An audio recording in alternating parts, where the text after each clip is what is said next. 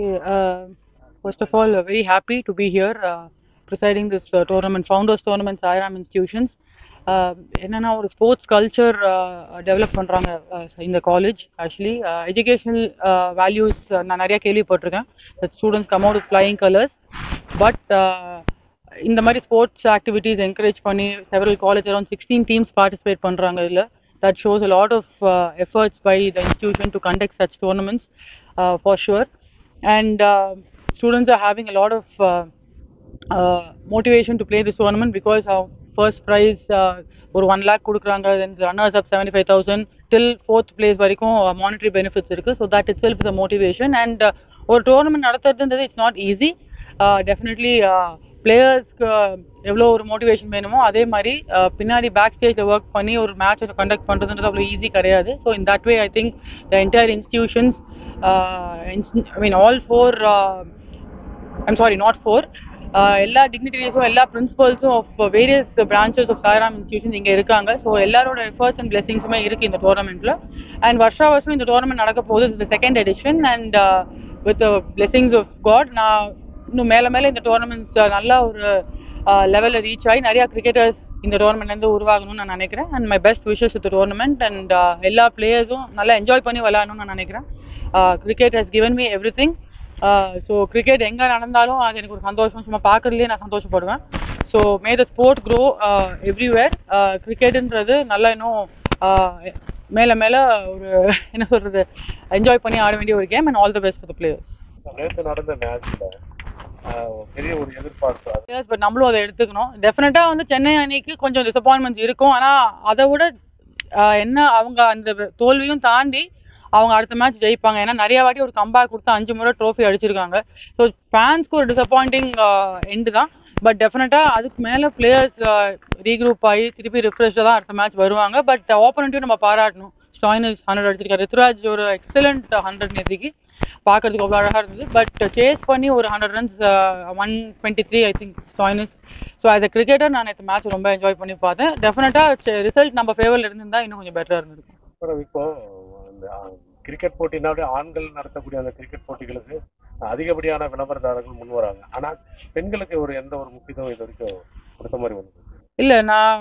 முக்கியத்துவம் இல்லைன்னு இப்போ நான் சொல்ல மாட்டேன் டெஃபினட்டாக அது சேம் லீக் அண்ட் சேம் இப்போ WPL கண்டக்ட் பண்ணுறாங்க உமன்ஸ்க்கும் IPLக்கு முன்னாடி ஸோ அதோட வரவேற்பும் அதோட ஸ்பான்சர்ஷிப் அதோட மானிட்டரி பெனிஃபிட்ஸ் அதோட ஒரு எக்ஸ்போஷர் ஃபார் பிளேயர்ஸ் எல்லாமே இப்போ ஆல்மோஸ்ட் இன் பார் வித் மென் தான் ஈவன் இந்த BCCI வந்து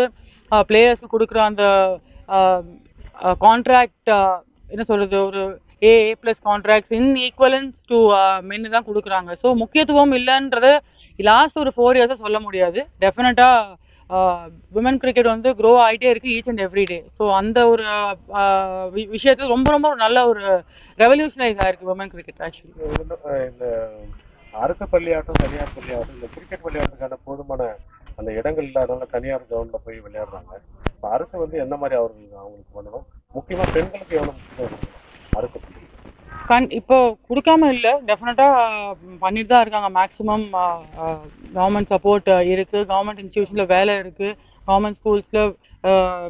என்ன சொல்கிறது ஒரு பிளேயரை வந்து ஒரு பொட்டென்ஷியல் இருந்தால் அவங்க ஐடென்டிஃபை பண்ணுறாங்க ஸோ மேக்ஸிமம் கவர்மெண்ட் சைட்லேருந்து என்ன பண்ண முடியுமோ அவங்க பண்ணிட்டு தான் இருக்காங்க அண்ட் பண்ணுவாங்க நான் நம்புகிறேன் அண்ட் பெண்களுக்கு இம்பார்ட்டன்ஸ் இல்லைன்றதை வந்து அது ஒரு மித்தாக பிலீவ் பண்ணுறாங்க எல்லாருமே என்னை பொறுத்த வரைக்கும் அப்படி கிடையாது என்னன்னா ஒரு இப்போ மேன் இல்லை உமன் அப்படின்னு வரும்போது ஜென்ரலாக அது ஒரு நம்பிக்கை மென்னுக்கு வந்து ஒரு ஈஸியாக பண்ணிட முடியும் அப்படின்னா ஆனால் நான் அதை டிஃபர் பண்ணுறேன் எல்லா விமன் கிட்டேயும் அந்த ஈக்குவல் பவர் இருக்குது ஈக்குவல் பொட்டென்ஷியல் இருக்குது டெஃபினட்டாக வந்து they can achieve their dreams so அந்த விதத்தில் வந்து ஈக்குவலாக தான் இருக்காங்கன்னு நான் நினைக்கிறேன் விளையாட்டுத்துறையில் பெண்கள் எடுத்துக்கக்கூடிய அந்த பார்ட் ஆஃப் வந்து உங்களுடைய கருத்து என்ன வருது அவங்க என்ன மாதிரி அட்வைஸ் கொடுக்குறீங்க பீயிங் அ உமன் நான் என்ன நினைக்கிறேன்னா உமன்னால சாதிக்க முடியாதது எதுவுமே கிடையாது ஒரு நம்பிக்கை வேணும் ஒரு டிட்டர்மினேஷன் வேணும் என்னால் முடியும் அப்படின்றது ஒரு பெண் பெண் நினச்சிட்டாங்கன்னா அவங்க அன்ஸ்டாப்பபிள் ஆக்சுவலி உமன் பவர் அப்படின்றது சும்மா சொல்லலை டெஃபினட்டாக உமன் அப்படின்றதுனால எந்த ஒரு விதத்தையும் சப்ரஸ் ஆகிடாதீங்க நம்மளால டெஃபினட்டாக ஒரு ட்ரீமை நீங்கள் வந்து உங்களால் பண்ண முடியும் அப்படின்னு இருந்தால் மட்டும்தான் வந்து அந்த ட்ரீம் உங்களுக்கு வரும் எனக்கு தெரிஞ்சு. இப்போ ஒரு இந்தியன் டீம் ஆடணும் அப்படின்னு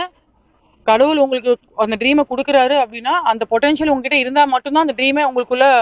ஃபார்ம் ஆகும். ஸோ பீயிங் அ உமன்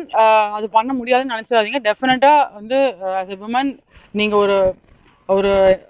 ரீலோட ஏதாவது ட்ரை பண்ணீங்கன்னா உங்களால் 100% முடியும் அப்படின்னு நான் நினைக்கிறேன். அண்ட்